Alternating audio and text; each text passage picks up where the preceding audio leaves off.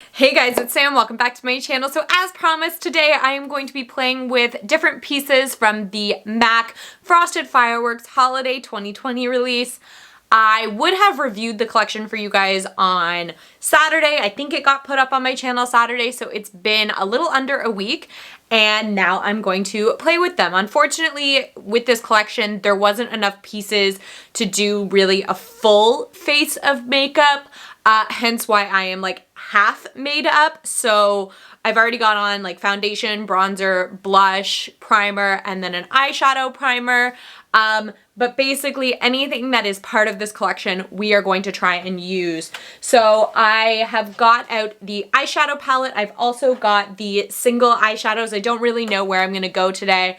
We're just kind of going to play around. Then I have one of the face trios. So this is one of the highlighting trios. Unfortunately, I didn't think that this blush was enough to do a real blush color, maybe a blush topper. Also have the two individual highlighters, the eyeliners, and then I've picked out a couple of the lip products that we're gonna play with as well. So I'm gonna stop rambling because I hate it when my videos go on to like being like 30-40 minutes because nobody wants to watch a video like that, and we're just gonna get straight on into it. So first things first, we're going to dip into the palette. I'm gonna go in with this like light sort of tan color here. I'm just gonna bring you guys a little closer, and with that color I'm just gonna start using that to sort of build up a bit of a crease. It's a very, very light shade, just a little bit deeper than my natural skin tone. Also, in case you guys are wondering, which you're probably not because I use literally the same one all the time, for a primer today on my eyes, I of course use my MAC Painterly Paint Pot. And just as a heads up, when I did tell you guys in the original video that I bought a set from Phase 2 that was a Fix Plus and a Painterly Paint Pot, it was pointed out to me by Jill, who is, you know, my friend that works at MAC, that I mixed two of the kits up. So the kit that I was more thinking of, the one that I bought, had a Painterly Paint Pot and a mascara. The Fix Plus one I think comes with a lip prep and prime. So still really, really good value kits for those staple products that we really all need and should have, but not quite what I thought it was. So I'm also going to take a little bit of that color and kind of blend underneath my eye because I want it to be kind of a smoked out look. I don't know if I'm going to go like into the gray kind of smoky area, but there's a lot of really nice purples in this palette, and I thought that could be really pretty. I haven't done like, I used to wear like only purple eyeshadow when I was younger before my channel because I was stuck in that place of them being like, this is the best color if you've got blue eyes, this is the best color if you've got green eyes, and purple brings out green eyes. So for a while I was like only wearing purple eyeshadow, if that makes any sense. Kind of stupid, but whatever. So okay, here's where my issue comes in, is that a lot of these are shimmer shadows, and I don't normally like to build my crease with shimmers. I like to use those as more toppers, but because this is what we've got working with, we're just gonna go for it. So I think I'm gonna take this kind of lighter purple and start laying some of that in the crease. Now, because these are shimmers, they're gonna fall out for sure, so just make sure that as you're doing it, you kind of, you definitely take the time and tap the excess off your brush. You're just gonna save yourself a bit of a headache. The one thing I don't like about using a shimmer in the crease is I find that shimmers, unlike mattes, don't tend to blend out quite as smoothly, quite as evenly, because they're much more, how do I say this? One of those shadows that you kind of pack on as opposed to blend on. So sometimes they kind of go where you put them and then nowhere else. So you just have to be willing to put a bit more work in. I also find that for whatever reason, shimmers tend to blend out better using your finger than a brush. So if that helps at all, don't hesitate, as long as your hands are clean, to, you know, use your finger to blend out, because honestly, I'm really thinking about doing a full face of makeup just using my fingers, just to sort of see how much you can get away with without having a ton of fancy brushes or anything like that, because it really isn't necessary. And if you're just starting out a makeup collection and maybe you don't have, you know, as much of the funds or anything like that to really go out there and buy a whole bunch of really nice brushes. I mean, you can get more inexpensive brushes for sure, but say you want to just focus on the products and not so much the brushes, fingers are a really good place to start out. Now I'm going to go in with this sort of brighter purple shade, and I'm going to put that more on the outer part. And we are going to be going in with that dark kind of burgundy and also probably a little bit of the black as well. I'm just trying to build up a bunch of that purple. Now I'm going to dip into the burgundy sort of a shade, and we're going to use that to really, I will say that there is a ton of fallout on the palette itself. I got a bunch even from that initial shade. It did just like blow away, but just something to be aware of. A lot of times when MAC puts out limited edition palettes, sometimes for whatever reason, like the shadow quality isn't necessarily as good as their regular line. And they're not the only company that this happens to. I've seen it happen to a couple where, like, you know, even Anastasia Beverly Hills, I find that some of their palettes come out with this really amazing quality, and then others, it like either has a ton of fallout, or I know the Norvina palette, it was like you touched a shadow and it pretty much just disintegrated. You know, I feel like all brands have that happen from time to time. There's a lot of sunlight coming into my room right now. I'm also going to take just a little bit of that burgundy color, and I'm going to kind of sweep that underneath a little closer to the lash line than the last color that we swept underneath. Now I am planning on using some of the eyeliners both on top and underneath. Like, I actually didn't take out a felt tip liner today because I thought we would see how good that black liner is. Now I'm going to take just the tiniest bit of the black color, which is Carbon, and I'm just going to dot that in the outer corner. Just to kind of make it a little deeper, a little smokier. Not a ton of it, and it almost, when you do it really lightly, almost kind of gives you a more gray effect than an all-out black effect, which is kind of what I'm looking for in this instance. Just because I don't want to take away from all that purple, but it does deepen it up a little bit and gives it a little bit more interest. In terms of topping my eye today, I think I do want to also play with a couple of the extra dimension shadows. So I've got a silver, which I think could be pretty all over the lid, or we could go with this Cooler Than Being Cool extra dimension, which kind of has all of these multicolor reflex. So let's do that one just because I think it'll reflect a little bit of purple as well. So it's not going to take away completely from the purple that we've already got working with. It's just kind of going to add to it a bit. So I'm just kind of putting that all over my lid, a little bit more concentrated on the inner part, and then using my finger just to push it outwards. And then we're gonna go into, let's use this champagne-y kind of color. It's like a light pink champagne. And I'm gonna put that in my inner corner. Just like that, just for a little bit of brightening effect. So I would say that's it with the eyeshadow itself. Now let's start playing with some of the eyeliners. So they put out these 3 double-ended eyeliners. So we definitely want to use the black, I think, on top. There's also a really nice, like, almost purplish shade, kind of a really cool white silver shade. So I think I want to use that in my waterline. It's just going to open up my eyes a little bit more, brighten them without taking, again, away from any of the work that I've already got going. I hope these are waterline safe. I didn't really look, but if my eye gets really red and itchy later, I'll find out that they weren't.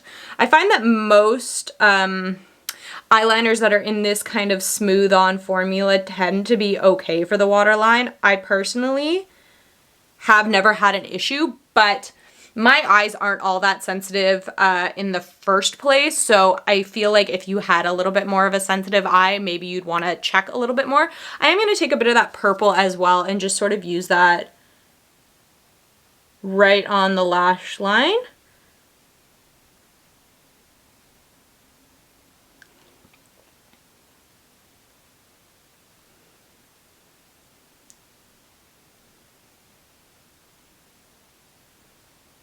just deepen it up a tiny, tiny bit more.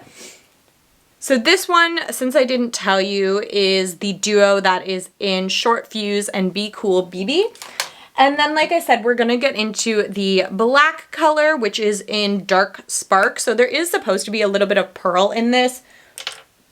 But if you remember when I was swatching it, I actually didn't notice any pearl. So I'm gonna just use this to line my upper lash line. I never use pencil liners. I am always using felt liners or like a paint pot liner. So I don't know how this is gonna go for me personally. What I will say is it's making it really easy for me to get nice and tight into the lash line, although I did kind of fudge it already. I'll say that it's not as black as I maybe am used to just from using felt liners, which are normally super, super black. But I kind of like the effect. It's almost like a gray, kind of hazy sort of tone. I think that would play a lot on whatever you have underneath it as well. It might, you know, be a little duller than if I had nothing. Or whatever. Just like that. So again, it got a little thicker than I meant for it to, but I'm still kind of into the look. I think it looks nice. Now we're gonna move on to highlighting. And like I said, I think we are gonna try and use that pink highlighter out of the Light Trio palette as a bit of a blush topper. I am already wearing blush, but whatever. I don't mind looking a little shimmery. So it's just gonna give a little bit of like a pearlescent. If you're not into a shimmery blush, obviously you wouldn't do something like this if you're more into like that matte look. In terms of actually highlighting the face, I kind of want to use this darker one just because I want to see if somebody who is a fair skin tone can get away with using something like this. So this is the Extra Dimension Skinfinish in Flare for the dramatic. So I'm just going to pick a little bit up. I just kind of want to see how obvious it is, if that makes any sense. So it's actually not too bad if you do it a little more sheer. I love Extra Dimension skin finishes. I think they're fantastic. They still haven't beat out my mineralized skin finish in Soft and Gentle, which is my absolute favorite highlighting product of all time, but you know, that's besides the point. For mascara, I'm just going ahead with keeping with the theme. I'm going to use a couple MAC ones. So this is Upward Lash and Upward Black. Unfortunately, I don't think that they make this anymore. It's got the really, really, really tiny wand, really, really good for separating and sort of lifting out your lashes, kind of similar to Benefit Roller Lash. Like it's got that rubberized brush.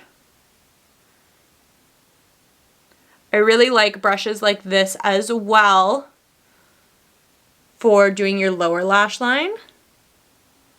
So as you guys can see, it's not super like volumizing or anything like that, but it definitely is, oopsies, separating and lifting them. I did just put mascara up here. I'll get it when it dries. Because if I get it right now, I'm just going to smudge it, and I don't want that. I want to wait till it dries off, and then you can kind of use your nail and just pick it off. The other one I'm going to use is, I think this is 3D Black Lash. Don't hold me to that. This is the one that I think is coming out in the collections this year. So if you get any sort of an eye collection that comes with a mascara, I believe that this is the mascara you're going to get. It is really, really good. It is super, super, again, because it's got these teeny tiny little bristles, it's really good at separating and lifting and adding a lot of volume to your lashes. As you guys can see, please ignore the fact that I got mascara up here. Happens to the best of us. For lips today, this was a little tricky because this collection did come out with so many lip products. I did swatch all of the big ones, like this size, on my lips the day that I did the collection. So I wanted to use one of the smaller limited edition ones instead. So I chose to do, what is this one called? Beaujolais Slay. So it's kind of like a really nice pinkish red tone. It came in the mini pink set, I believe. So this is the one I chose to use just because you guys haven't seen it yet. I haven't seen it on yet. And I wanted something in that sort of darker pink kind of family.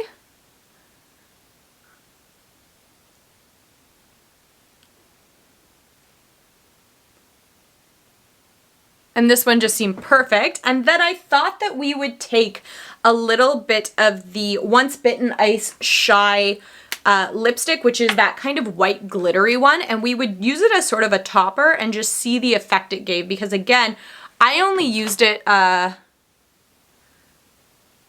its own.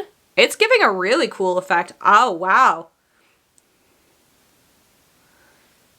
It almost is like picking up whatever color is in the color you're putting underneath and like amping it up with glitter.